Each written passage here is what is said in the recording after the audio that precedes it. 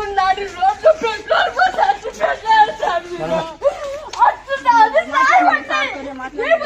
ఈ ముద్ద నా బిడ్డకి జరిగేది రేపు నీ బిడ్డకి జరగదా? నేను అంత తీర్చినానుకునేవా?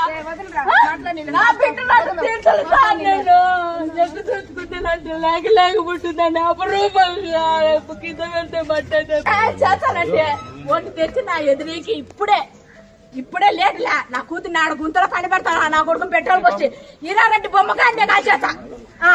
మీరు ఎవరైనా న్యాయం చేసేవాళ్ళు ఉంటే రాండి, పోలీసు వాళ్ళు కానీ ఎమ్మెల్యే కానీ చంద్రబాబు నాయుడు కానీ ఇంక ఎవరైనా కానీ రాండి. మీరు నలుగురు ముగ్గురు చేసి నాకు చెప్తాను కదా నా బిడ్డలు, మీరు చూసిండ్రా ఎవరైనా? మీరు చూపించంటారు, మాకు కూడా యూట్యూబ్ ఛానల్ మేము కూడా చూపించాం. చూపించాం చెప్పండి.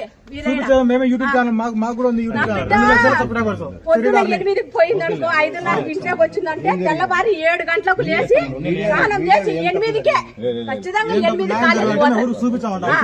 అంటాడు నా బిడ్డ, నిప్పు నా బిడ్డ.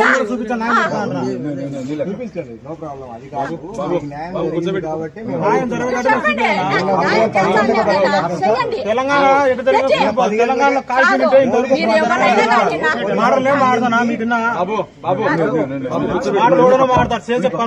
నా ఎదురికి నిలబెట్టండి.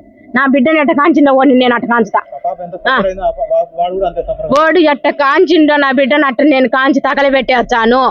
మీరు న్యాయం చేయాలంటే చెయ్యండి, వంట తెచ్చి నా ఎదురికి పెట్టండి. నేను కాంచి పడేకోకుంటే నన్ను తీసుకుపోయి పోలీస్ స్టేషన్ లో పెట్టుకోండి. 6 నెలలు అయింది వాడు లవ్ మ్యారేజ్ అయ్యారు, అమ్మాయిని తీసుకొని పోయి చేసుకొని ఉన్నాడు. మళ్ళీ నా పిల్లని ఎంట బట్టి ఏమని అర్థం వాడు? అసలు ఏమని అర్థమని కదా? నా బిడ్డకు జరిగినట్టు రేపు మీ బిడ్డలకు జరగదా? ఏమనుకుంటున్నారు మీరు? అసలు పోలీసులు స్టేషన్లో పెట్టుకొని వాడిని 3 పూట్లు పెట్టి వాడిని మేపి పంపించాం అనుకున్నారా? 3 నెలలకు వాడిని తెచ్చి నా కాడ పెట్టండి, నేను పెట్రోల్ పోసి నేను అంటు పెట్టేచ్చా మీ చేత కాకోకుండా. అంటే ఏంది మీరు న్యాయం చేసేది నాకు? నా బిడ్డ పోయింది, న్యాయం చేస్తారా మీరు? నా కొడుకు స్టేషన్ లో కూర్చొని ఉన్నాడు, ఏం న్యాయం చేస్తారు నాకు మీరు?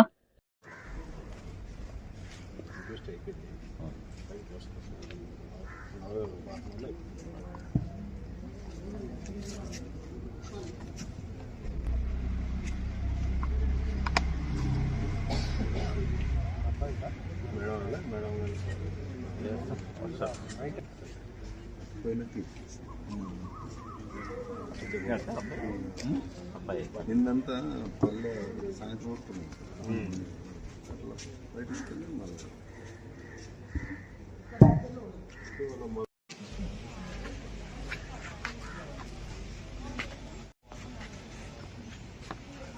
ఆ అబ్బాయి అన్నాడు ఈ ఏరియాలో మా ఏరియా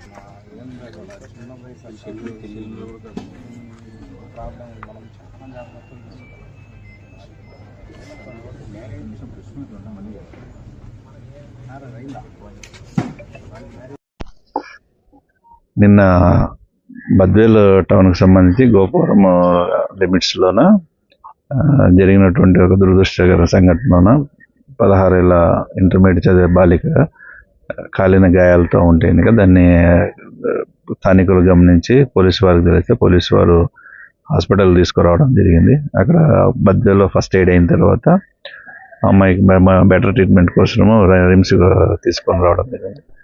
అందులో భాగంగా రిమ్స్లో ఈరోజు తెల్లవారుజామున 2:38 అమ్మాయి చనిపోవడం జరిగింది. ఈ విషయంగా అయితే అమ్మాయి ఇచ్చిన స్టేట్మెంట్ మేరకు దీనికి కారణము ఆ అమ్మాయి ఇంటి ఎదురుగా ఉన్నటువంటి విఘ్నేష్ అని చెప్పేసిన అబ్బాయి కారణం అని చెప్పేసి తెలియజేయడం జరిగింది. దాని మీద కేసు నమోదు చేయడం జరిగింది.